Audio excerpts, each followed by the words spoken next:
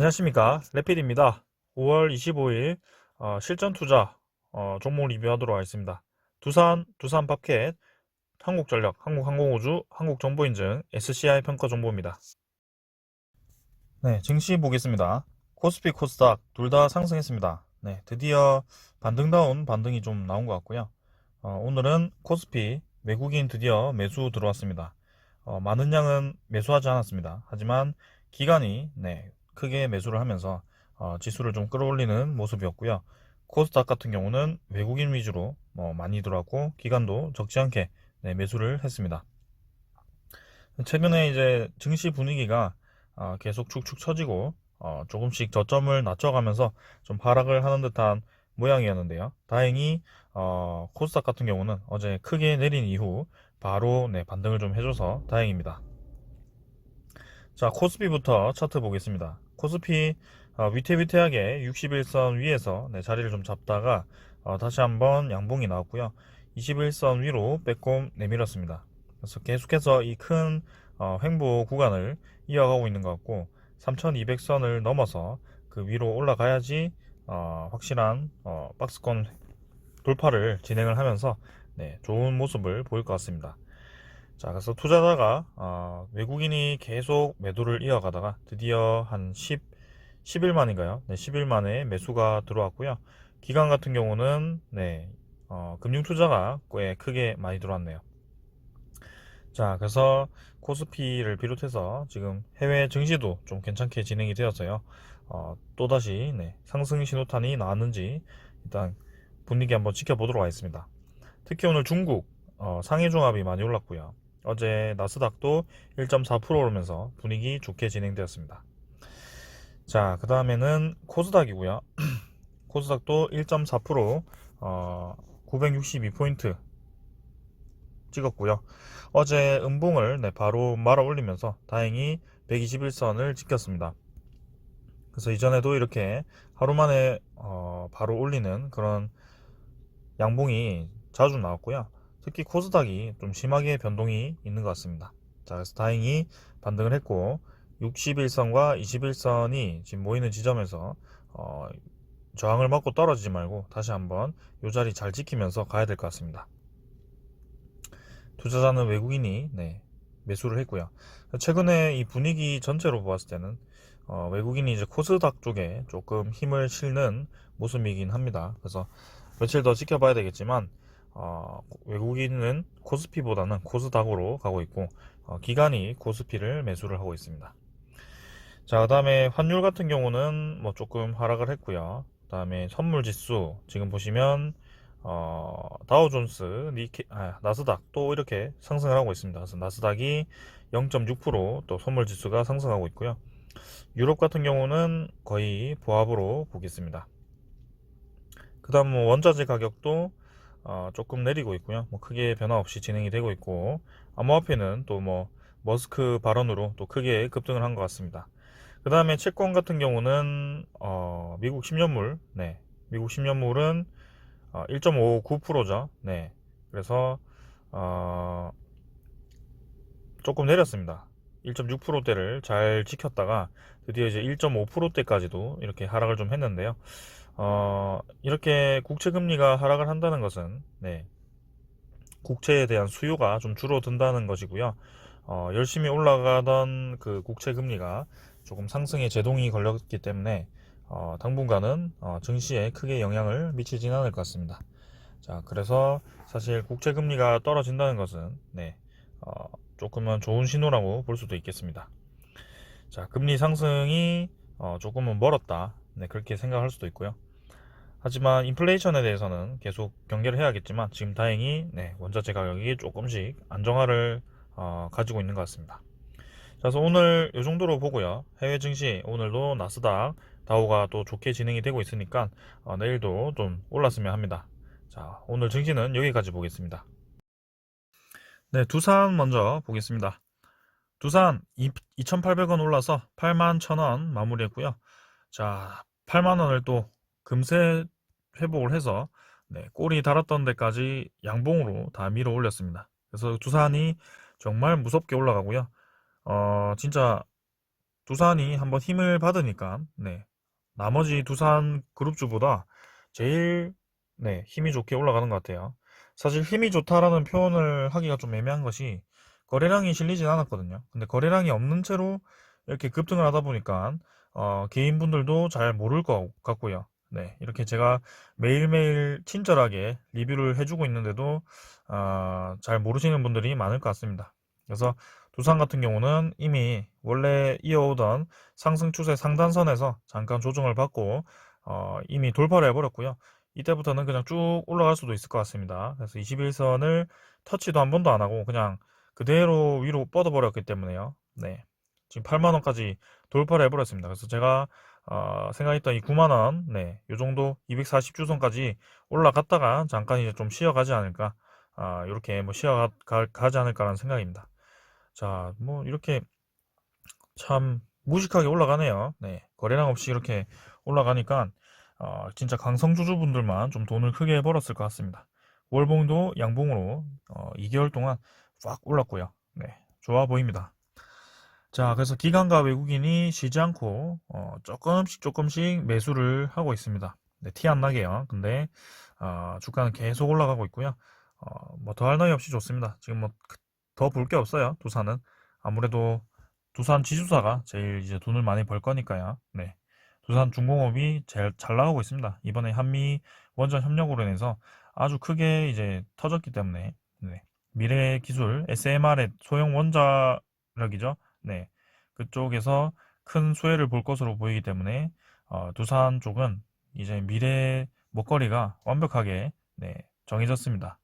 그리고 성장성도 정해졌기 때문에 지금 주가가 올랐으면 올랐지 이제는 조정을 좀 받더라도 꾸준히 이제 올라갈 것으로 보입니다. 자, 그 다음은 두산 밥켓이고요. 두산 밥켓 1600원 올라서 49,850원 마무리했습니다. 자, 역시 이제 21선을 잠깐 이탈하는 듯 하면서 다시 지켰고요. 차곡차곡 이제 올라갑니다. 그래서 다시 한번 상승세를 이어갈 가능성이 크다라고 생각하고요. 이번에 올라갈 때는 5만원, 여기 얼마죠? 여기는?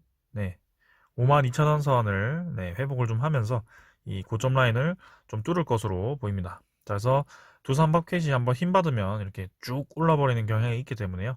일단 N자로 급등을 할 가능성도 있습니다.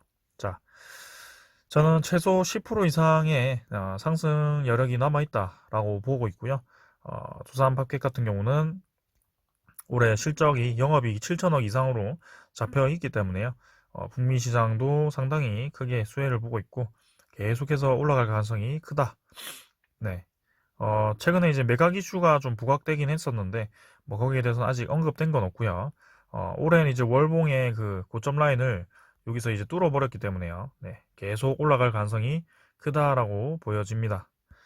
자, 그 다음에는 투자자 외국인 또 매수했죠. 24,000주 매수하면서 두산밥켓에 이 매집을 이어갔다. 그래서 외국인이 계속 매수를 하니까 두산밥켓이 올라갈 수밖에 없는 것 같습니다.